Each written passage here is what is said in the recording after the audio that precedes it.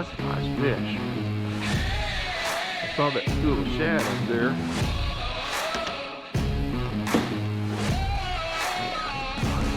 Good one. Looks like we're live. Hey guys, it's Alex. Just wanted to post another message this week. This will be kind of a fly fishing report for Lake Fork, and probably holds true on pretty much most lakes around here as well, for fly fishing, of course, and also a Thanksgiving wish for you. So the fishing on Lake Fork has been kind of odd, really, since the summer, because the weather has been sort of back and forth. We've had not a particularly hot summer, except for just a few days, over 100, but the fish never seem to really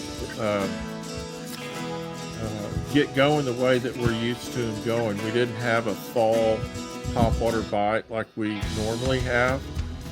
We didn't see a lot of schooling fish, and there's tons and tons of bait fish under the water, and I have a feeling that's keeping a lot of fish down under the surface. And there's a lot of big bass that are feeding around the brush piles that guys are fishing for crappie, and in fact some of the guys are having to fight off the big bass to get their crappie up, which is pretty funny.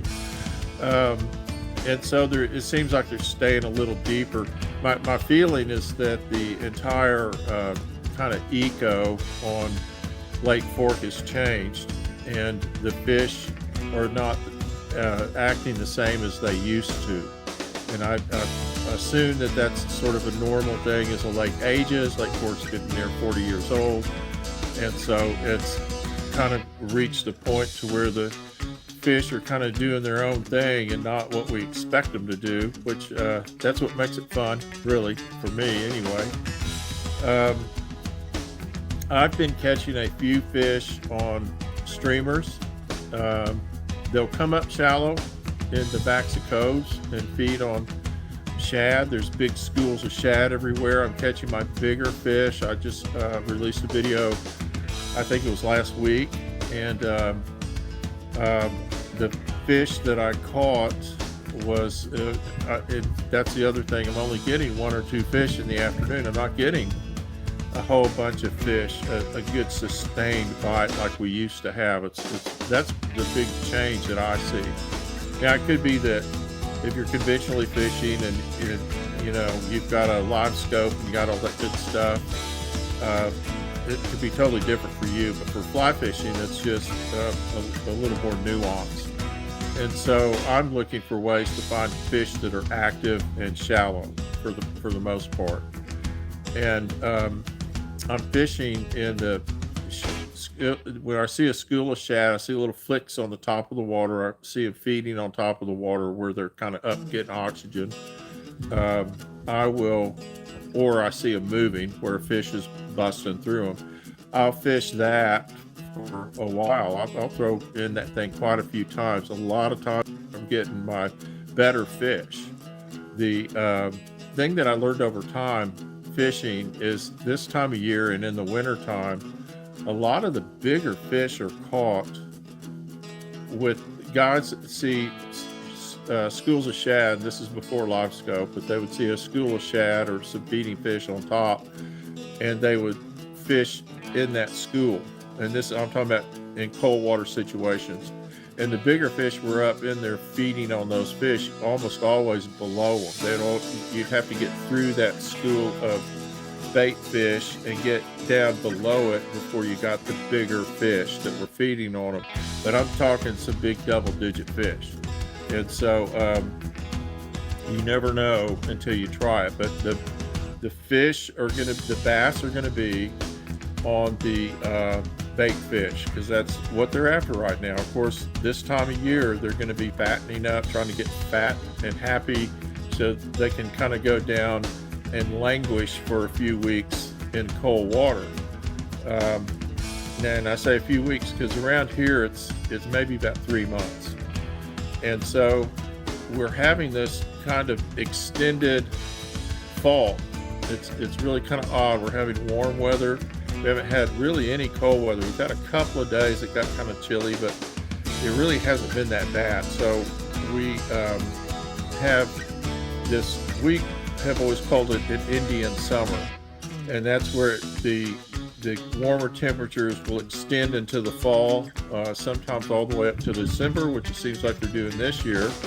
And generally somewhere in there, and it looks again like the 1st of December this year, there's going to be a break in that, and it's going to get cold. It may turn into the southern Arctic here in December. We just don't know. But that's where I will cut off. I've always cut off my fly fishing, particularly shallow water fly fishing. In December, just shut it down because there's just nothing to do. And hi, Justin. Hi, Jessica. Thanks for watching. I really do appreciate it. Hope you enjoy it. And so the other thing that you can do is you'll go and you'll find either a different type of fish. So for instance, when it gets really cold and I get real cold water December and January, I'm probably going to go for something like chain pickerel up on Lake Hawkins, and they are super fun to catch and they like cold water. And so there's ways to fish all year round here. You just have to kind of understand where to go and what to look for. Of course, the other thing used to be power plant lakes, but they, in their infinite wisdom, they have torn down most of our power plant lakes that we used to fish, and we don't have power plant lakes now. Power plant lakes, of course, had warm water in the wintertime. The colder it got, the warmer the water got, and the better the fishing got. So we don't have that option, at least on a couple of them that I fished. They're gone. And so that's not in play anymore. One of the things I'm going to work on, and I'm doing my research right now, is I'm working on other techniques so I can continue to fish in the winter. Now, of course, here in Texas, I don't have a super cold winter normally. We'll have a period of time when we'll have cold weather. As many of you know, we had a big freeze a few years ago that, was paralyzing to the whole state, and it lasted a while. So every few years we'll have a real cold period, but then typically that's not going to last very long. Typically we're going to have a few days of cold weather, and then it'll get warm again. And warm would be over 50, for here. So and the way that relates to fishing is, of course, the fish will become active, more active or less active, depending on that weather pattern.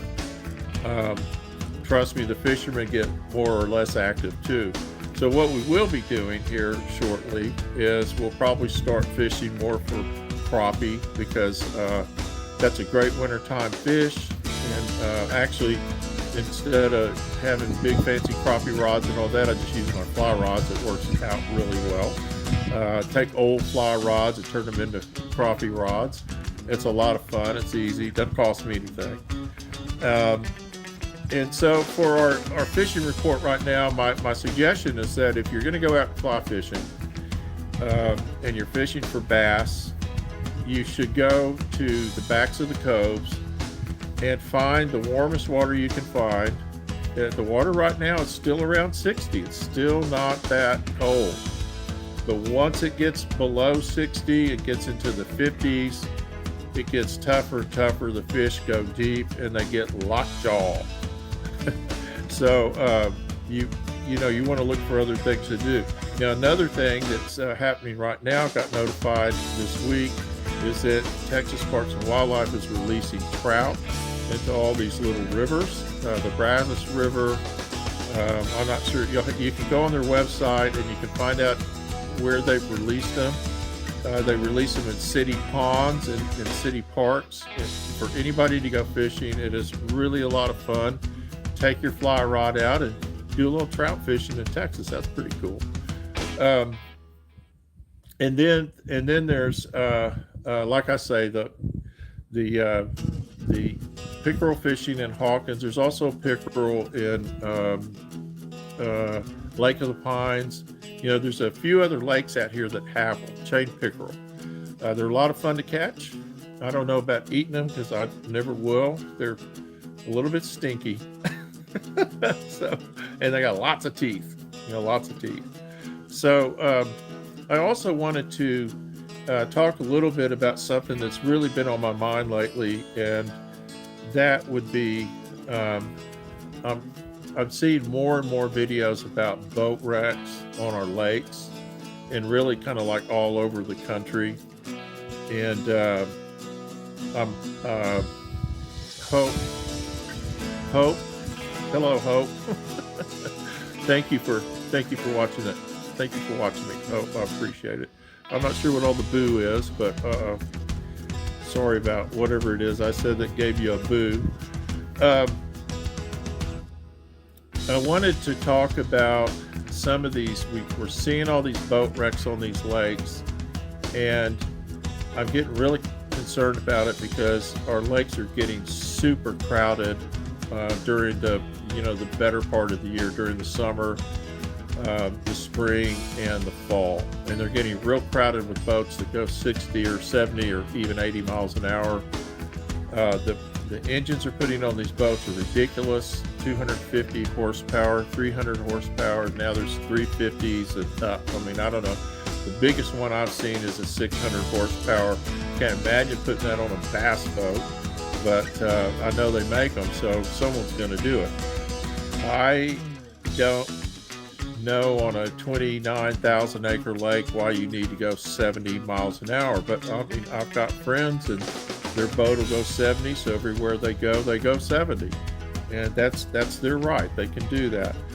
Just remember that it's super dangerous, and you're not only risking your safety, you're risking other people's safety as well. So I think that you need to always remember that your boat doesn't have brakes. So if you end up in a situation where you have to avoid something, you can't hit the brakes. You have to turn the boat, you have to shut it down. I saw a video of a boat wreck where the guy said that one of the drivers, I think one of them may have passed away. I'm not sure about who or what. I didn't get any details on the story. I just heard his quote. And he said that they both tried to avoid each other 3 times, but they kept turning the same direction, so they just ended up turning right into each other. And the first question I had, not knowing any details, I'm not trying to be critical of anybody, I'm really not. That's not my intention. But my first thought was, if you had the opportunity to just pull back on the throttle and just stop, why did you not do that? Why was that not an option that one of you took? Now, I'm not blaming anybody. I've been in the same situation, and my first reaction when that happens is I will actually just pull back on the throttle. I don't care about that 30 seconds that I'm losing. And that's the thing that I think drives most of us crazy when we see these things. It's like somebody doesn't want to wait 30 seconds or give up a minute or whatever it is to just slow down and let somebody get by. I've been in situations where people have been pretty rude to me because they didn't like the way I was approaching them on the water or whatever it is. And so that needs to always be foremost in your thought, is the safety of you and the safety of the people in the other boat. And lastly, happy Thanksgiving. It's a couple days before Thanksgiving. It's beautiful weather out here in East Texas. You can see the lake behind me. It's wonderful. I hope you have a safe holiday and spend it with your family. And always, never forget how blessed we are to live in the country that we live in. All of the craziness that goes on around us would be a whole lot worse if we lived it somewhere else. This is a great country, and it's full of great people, regardless of your politics or anything else. It's a great country full of great people. So happy Thanksgiving to you guys. Thanks for watching, and don't forget to subscribe. Have a great day.